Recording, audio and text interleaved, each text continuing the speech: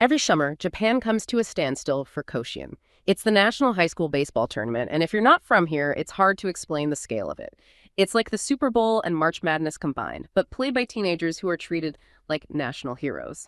The entire country watches, schools become legends overnight, and the field itself is treated like a sacred shrine to honor, effort, and youthful ambition.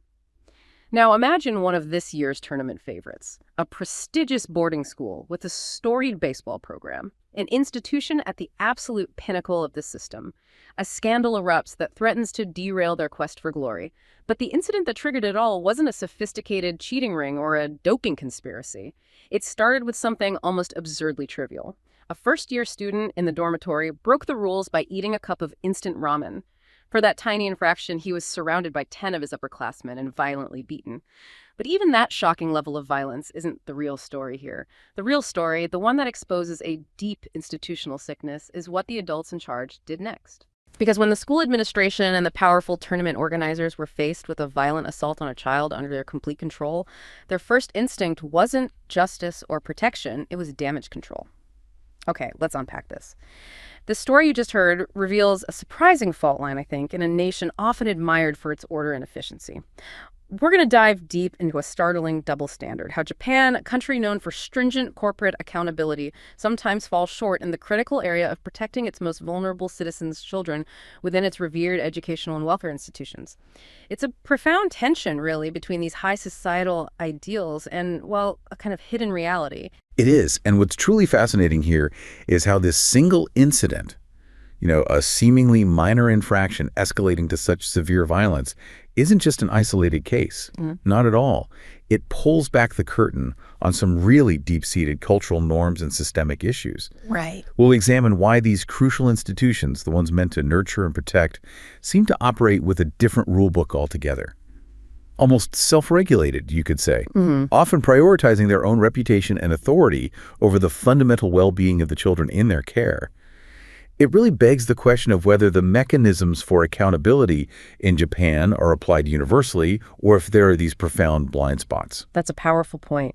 So let's start with the grand vision for education in Japan. You might know Japan for its, world-class academic achievements, right? Consistently ranking high in global assessments. The Ministry of Education, Culture, Sports, Science and Technology, or MEXT, as it's known, certainly laid out an ambitious roadmap for the nation's educational future. Their first basic plan for the promotion of education, which ran from, 2008 to 2017, it was designed to be incredibly comprehensive. Exactly. On paper, it looked like a meticulously crafted blueprint. MEXT's stated goals were to cultivate independence in all children, develop human resources capable of supporting and even leading Japanese society, improve public trust in education, and establish world-class research centers. They were aiming for a balance, enhancing individual abilities, fostering social independence, developing basic citizenship for compulsory education, and then at higher levels, preparing a sophisticated workforce. Nice, thorough. And they did implement concrete efforts, like significantly increasing centers for early childhood education and care, and revising the courses study that's Japan's national curriculum standard to ensure a balance of strong academic abilities, humanity, and a sound body. The idea was to foster this zest for life in students, to meet the demands of a rapidly changing world. It sounds in many ways like a model for a comprehensive educational development. It truly does. It paints this picture of a nation deeply committed to the holistic development of its young people. But you mentioned that despite this ambitious vision, MEXT's own reports acknowledge significant, persistent challenges. What's the disconnect here? Where do the everyday realities sort of fall short of this grand vision? That's where the real insights emerge, I think. If we dig into MEXT's own assessments, we find a surprising gap between aspiration and reality. While Japan ranks high internationally in academic performance, like in PISA, the Program for International Student Assessment. Right. There's actually a higher proportion of low-level scores compared to other top-performing countries. And this isn't just about raw scores.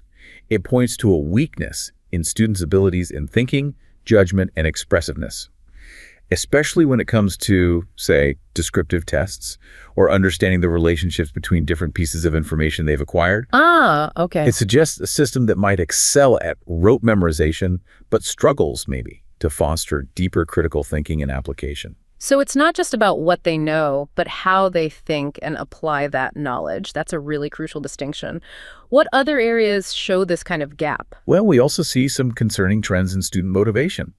Elementary students show weaker interest in arithmetic, and junior high students less interest in mathematics and science compared to international averages, which is kind of surprising, isn't it? It is, yeah. And despite efforts to increase classroom hours, the overall time Japanese students spend on homework outside of school is actually shorter than the international average. Really? Yes.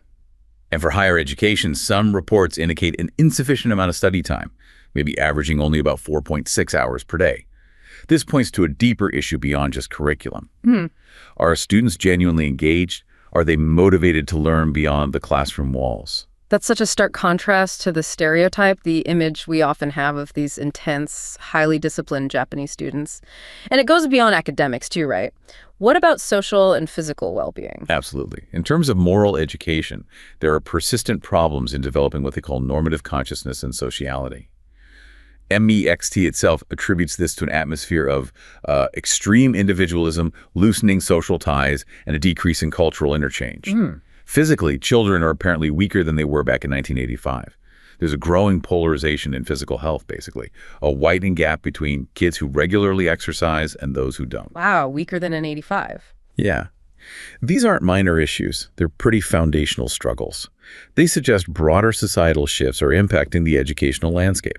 MEXT itself acknowledges that issues like parental financial status contribute to educational problems, highlighting the need for collaboration with welfare administration. But these crucial support networks aren't yet spread nationwide. And it sounds like the system itself might be struggling to adapt to all this. Precisely. The emphasis on uniformity and commonality of values, which worked during periods of high economic growth, for instance, didn't sufficiently consider developing diverse individual abilities. Even concepts like lifelong education aren't fully accepted by society, leaving some issues just unresolved over time. Right. And critically, MEXT notes that the basic plan-do check action cycle, the PDCA cycle, that continuous improvement framework. Yeah, crucial for reform. Crucial. It hasn't been well implemented in education administration or even in the schools themselves.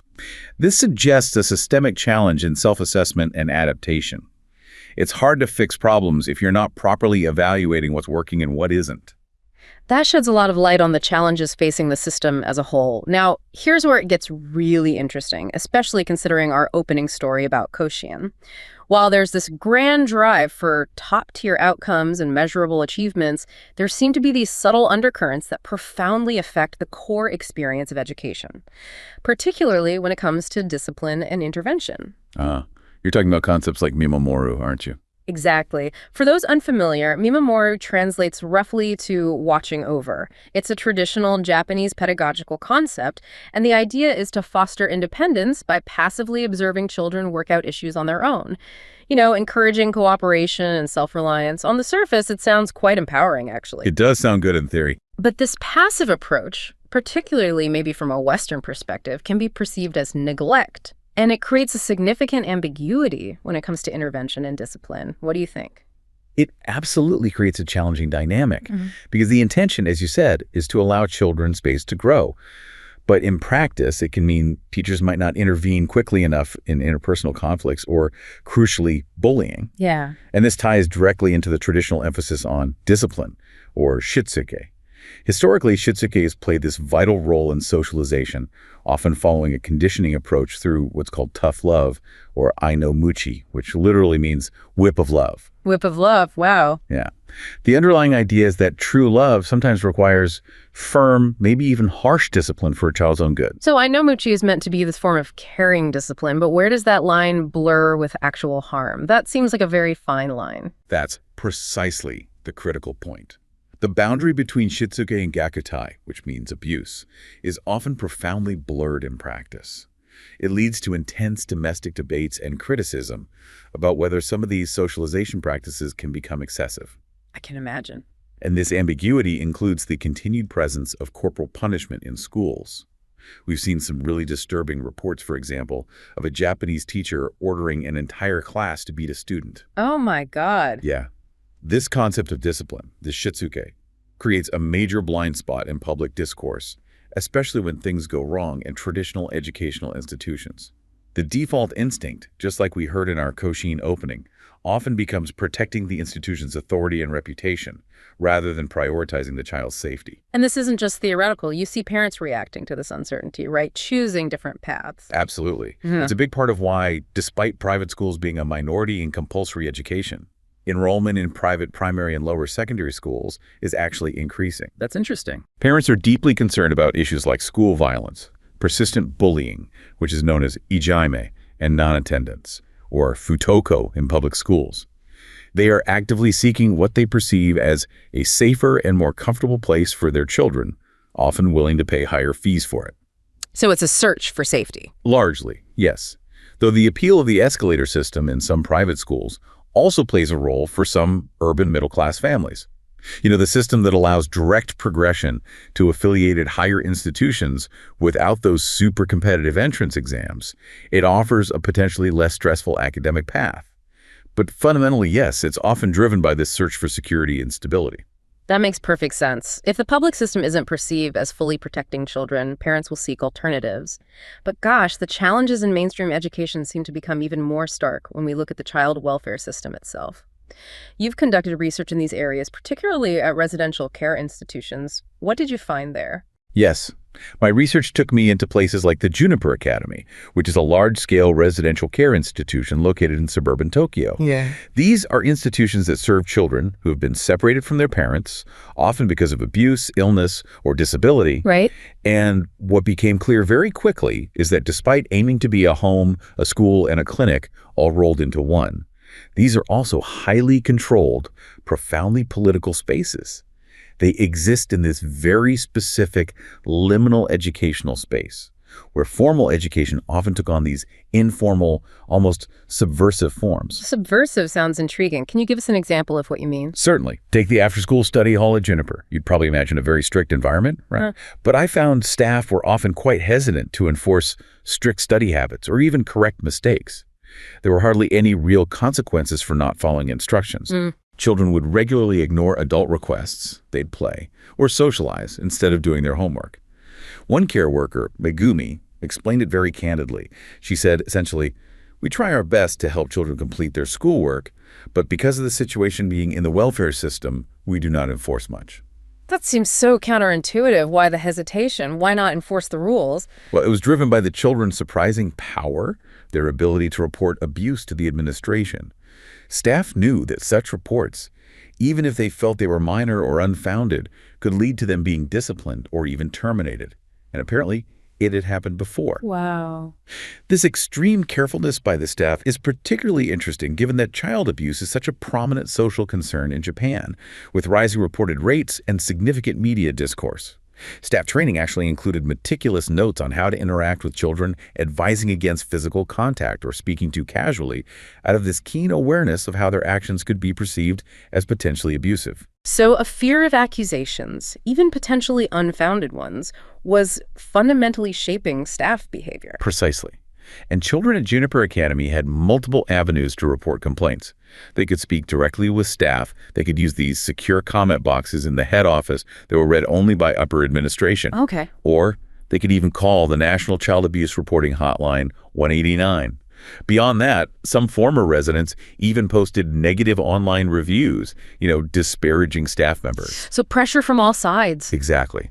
This intense self-discipline among care workers, born from this apprehension of being constantly watched by the children and potentially disciplined by the academy administration, often resulted in the children receiving, frankly, mediocre grades. Yet, ironically, the kids often enjoyed themselves, turning study time into playtime. So this reality really complicates the popular narrative of child welfare institutions being only strict, harsh places to live. But it also points to a system in flux, where individual well-being and these clear boundaries between discipline and abuse are often incredibly difficult to mediate. The fear of being accused of abuse could lead to a lack of proper guidance or structure, creating a different kind of challenge altogether. That's a truly complex dynamic. It really makes you wonder how that plays out in other parts of the child protection system, because the reports we've seen paint a deeply, deeply disturbing picture of Japan's child guidance centers, or CGCs. Now, these are government bodies explicitly meant to protect children. Right, that's their mandate. But they stand accused of infringing on human rights, often through these opaque and apparently self-regulated systems. It appears that instead of being a safety net for many families, they can tragically become part of the problem. What patterns do you see emerging from the allegations surrounding the CGCs? It seems like there are recurring themes. There are several deeply disturbing patterns, which really highlight the systemic issues you just mentioned. One major pattern involves allegations of misdiagnosis and mistreatment, often leading to severe harm. This is where the institution's actions, rather than protecting the children, seem to actually exacerbate their suffering. Can you give us a concrete example of that? Because it sounds horrific. Certainly. Consider the deeply tragic case of the Iwakuni CGC and a daughter's suicide. A father recounted his daughter's suicide after she was diagnosed with ADHD and depression by the CGC. The center allegedly knew about her suicidal tendencies, but, according to the father, failed to treat them or respond to his urgent warnings. Oh, no. Despite his desperate desire for his daughter to be sent to him, the CGC sent her back to her mother's home, where she eventually took her own life. What's truly shocking, though, is what happened next. After her death, the Yamaguchi Prefecture and the Iwakuni CGC took absolutely no action. Nothing reported.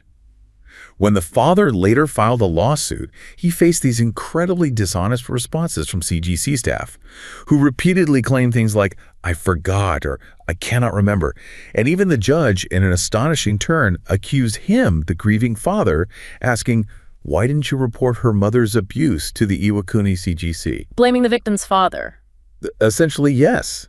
Despite the fact the CGC hadn't respected his opinion or even informed him of his daughter's psychological difficulty because he lacked legal custody. It's a profound example of how the system can seemingly shift blame rather than take responsibility, even in the face of immense tragedy. That's just heartbreaking. And it sounds like there are similar concerns about the use of psychotropic drugs in these centers. Yes, that falls into the same disturbing pattern. There are serious allegations of psychotropic drugs being used without proper consent and with potentially devastating consequences. We have a case where a mother's son was detained for a year by a child guidance center. She had consulted them initially about school bullying. He was apparently locked in solitary confinement and given off-label psychotropic drugs medications like risperidone and Abilify, 3 milligrams each, without any parental consent. Without consent. That's the allegation. These are powerful medications. The reports allege these drugs are used to manipulate memories, essentially trying to substitute the trauma of school bullying for fabricated parental abuse. To rewrite the narrative. That's the claim. The son's mental and physical condition deteriorated severely. He suffered from isolation, significant weight loss, visual impairment, and multiple suicide attempts, all attributed by the sources to the drugs. And the CGC falsely claimed the son didn't want to return home. Oh, that's awful. And there are also claims that child psychiatrists often refuse to treat PTSD caused by school bullying. Instead, they only accept diagnoses like child developmental disorder caused by parental abuses. This suggests potentially a systemic cover-up designed to protect school authority and deflect blame. It reframes a child's suffering as a result of parental failures rather than institutional ones. So, not only alleged misdiagnosis, but a potential rewriting of a child's history to fit a specific institution-protecting narrative. That's an incredibly serious accusation.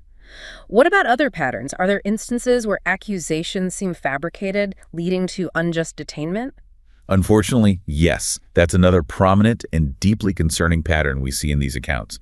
Allegations where children are removed from their families based on false accusations or seemingly arbitrary criteria, leading to prolonged and often unjust detainment. Like what?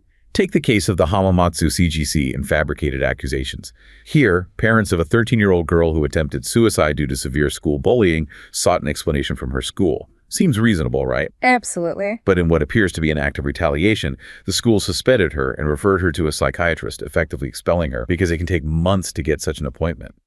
Then, to make matters drastically worse, the girl was removed from her family by the Hamamatsu CGC based on a completely false accusation of suspected sexual abuse by her father. What? Based on what evidence? The report doesn't specify clear evidence, suggesting it was flimsy or fabricated.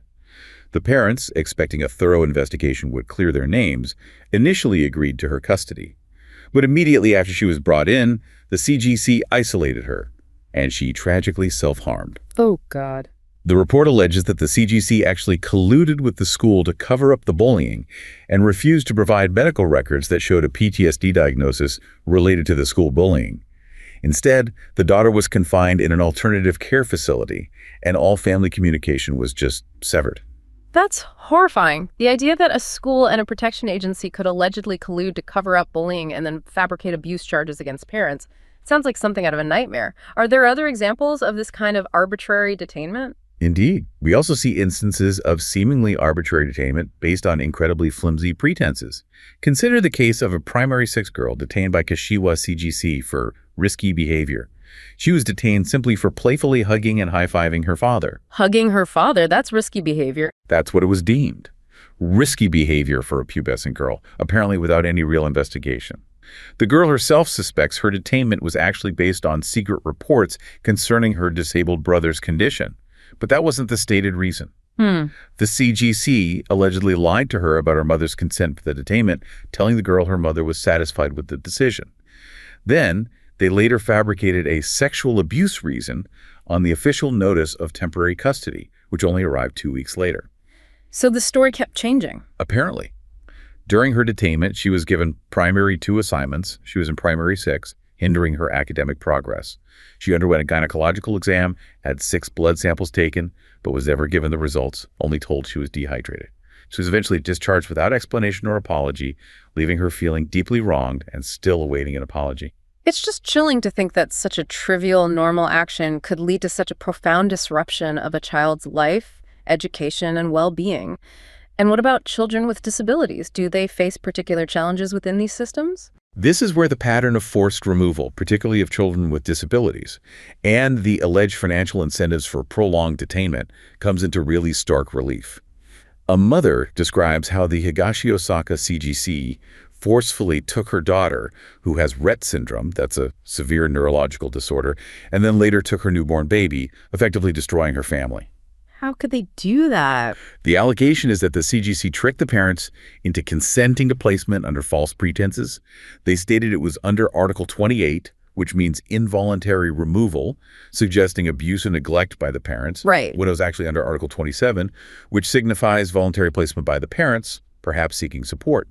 This deception essentially made the parents appear to accept abusive parent accusations against themselves. That's a crucial legal distinction. It fundamentally changes the basis of the removal and the parent standing. Exactly. And what's critically concerning here and raises serious ethical questions is that alternative care facilities receive significant government subsidies. Around JPY $400,000, which is roughly $2,700 USD per child per month. Wow, that's substantial. It is. And it raises serious questions about potential financial incentives for prolonged detainment, rather than focusing on family reunification, which really should be the primary goal of any child welfare system. Right. Reunification should be key. In this tragic case, the family was indeed destroyed. The father, labeled an abusive parent due to these alleged fabricated claims, suffered a heart attack. The Toyama CGC even indicated that the eldest daughter would only be returned when she turned 18, the age when they could no longer claim the disabled child allowance for her. It starkly suggests a financial motive potentially overriding the child's well-being and right to family life. So we're talking about alleged fabricated accusations, the arbitrary use of detainment, and what appear to be deeply concerning financial incentives possibly driving decisions within the system. But what about the actual conditions inside these detention facilities? What are they like, according to these reports? That brings us to the third major pattern emerging from these accounts: allegations of harsh conditions and a lack of oversight within the detention quarters themselves. One child described witnessing a female staff member, identified as Kano, verbally and physically assaulting an elementary school boy during, of all things, a cooking party in the Kashiwa CGC detention quarters. During a cooking party? Yes, leaving him with bright red marks on his arms and wrists. The boy was apparently pulled from his desk, crying despite his protests. Other children also report deeply unsettling conditions. Another boy, detained for 2 months by the Kashiwa CGC after he called the police about his mother, describes a profoundly disturbing environment. How so? Despite being in primary 6, he was forced to do primary 3 assignments. He felt the staff abused their power, Meals were minimal, with no refills allowed, leading him to wonder where the substantial government money allocated for child attainment was actually going. That's a fair question. He observed other children running naked and kicking walls, vividly describing the quarters as being worse than a prison. And he himself reported being physically abused, stating he was grabbed by the neck by a staff member. These deeply unsettling personal accounts, they don't sound like isolated failures. They paint a disturbing picture of potentially systemic issues. When discipline blurs into abuse like this, and institutions that are intended to protect children seem to become instruments of their suffering, what does that say about the broader societal systems at play? It says that the system is, in these specific reported areas, fundamentally broken in practice, despite whatever its stated intentions might be. These narratives strongly suggest a systematic issue where serious problems like school bullying, alleged school rapes, and even corporal punishment by teachers are frequently covered up. Covered up how? Through the alleged fabrication of parental abuses and child developmental disorders. This appears specifically designed to protect school authority and avoid institutional accountability, essentially shifting the blame from the institution onto the family. And a particularly troubling aspect of this whole picture seems to be the alleged role of child advocates within this system. Now, they're supposed to be independent champions for a child's rights and wishes, correct? In principle, yes. That's exactly what they should be. They should be advocating for the child's true wishes and best interest, independently. But in these reports, these individuals are often described as lawyers who are closely associated with the CGCs. They appear, in these accounts, to represent the interests of the child guidance centers themselves, often persuading children to justify their removal from parents and agree to psychiatric treatment, rather than genuinely advocating for the child's autonomy or, where appropriate, reunification with their family. That sounds like a massive conflict of interest. It absolutely seems that way. This situation appears to contradict the very intention of having a child advocacy system in the first place, creating a conflict of interest at a critically vulnerable point in a child's life. So if these advocates are seemingly aligned with the CGCs, who is really holding these centers accountable? Because the reports allege this deeply concerning collusion between CGCs, these lawyers, psychiatrists, police, and even local administration, leading to what is described chillingly as the destruction of families. It's portrayed as a complex and tangled web. Parents are reportedly often induced to divorce by lawyers acting in this system. Communication and visitation with their children can be severed for years. Children, once removed, may be confined in these secluded detention quarters and then transferred to alternative care facilities or psychiatric institutions. Often based on what are described in the reports as false, slanderous statements and character defacements against parents, rather than objective, verifiable evidence. The family court, in these cases, is alleged to make judgments based on these potentially fabricated documents and reports from family court investigators who, according to the sources we're discussing, receive hints on how to write reports that support the CGC's ruling. Hints. That implies pressure or bias. That's the implication.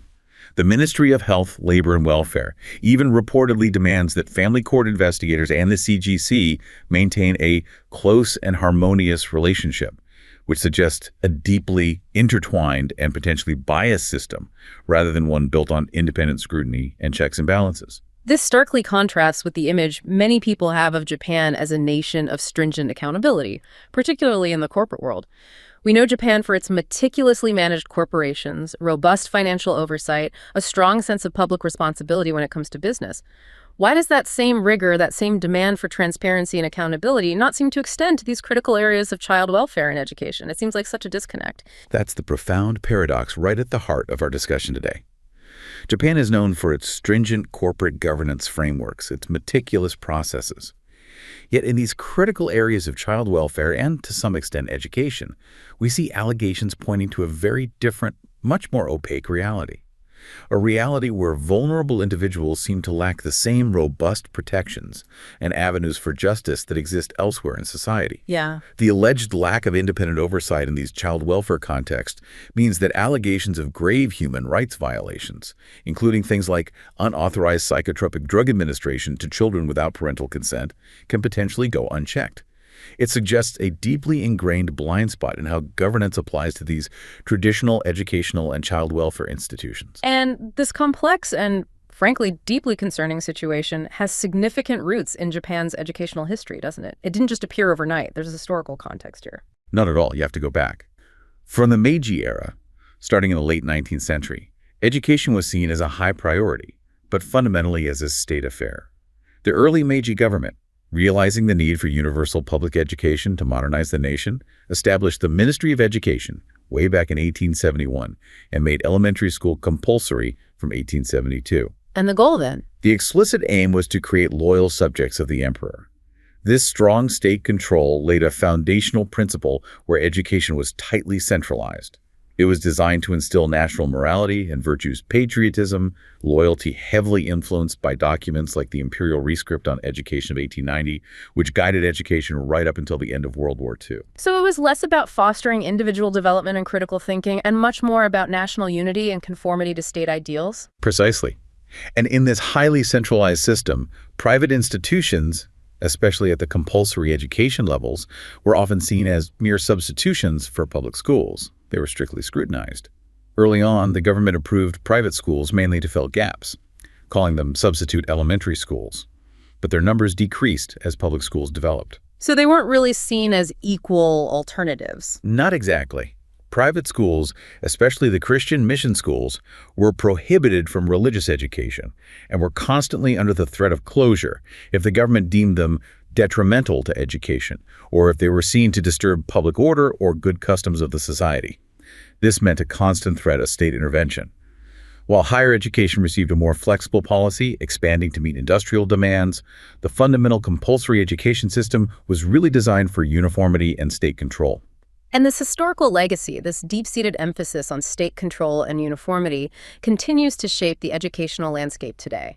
How does it manifest? Absolutely. Yeah. Even today, the National Curriculum Standard, the course of study prescribed by MEXT, still circumscribes the margins for activities within private schools. It makes it challenging for them to provide a truly distinctive education, even though they often charge much higher fees. Interesting. This historical legacy of strict state control and the idea of education as primarily a national project created an environment where uniformity was prioritized, and deviations were often met with scrutiny rather than being seen as potentially valuable diversity.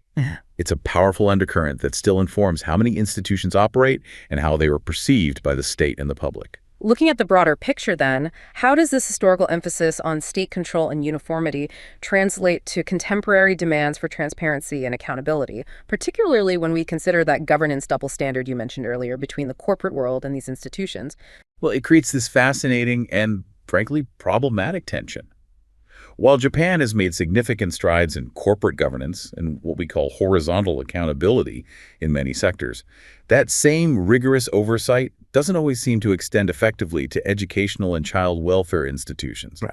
It really does look like a distinct governance double standard at play. How so? Can you give examples? Sure. Let's look at some of Japan's horizontal accountability mechanisms the body's meant to provide checks and balances and see where they sometimes fall short, which might help illuminate why this blind spot could persist. Okay, lay it out for us. Where are the potential gaps in the system?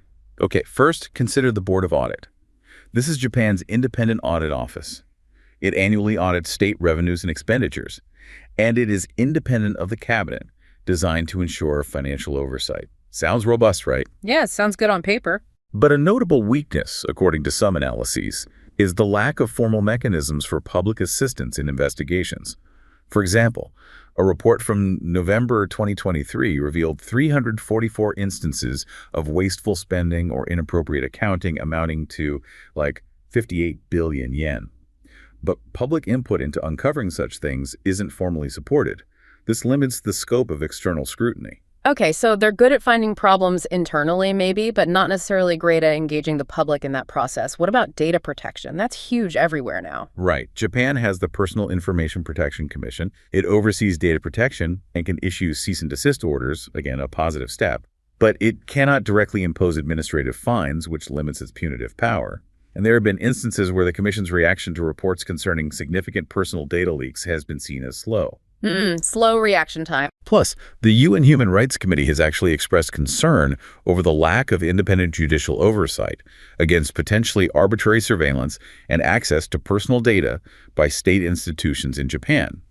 This suggests that while mechanisms exist, their teeth or their swiftness might be lacking in practice. And the judiciary itself, the courts. Are they providing robust checks and balances against potential government overreach or institutional failures?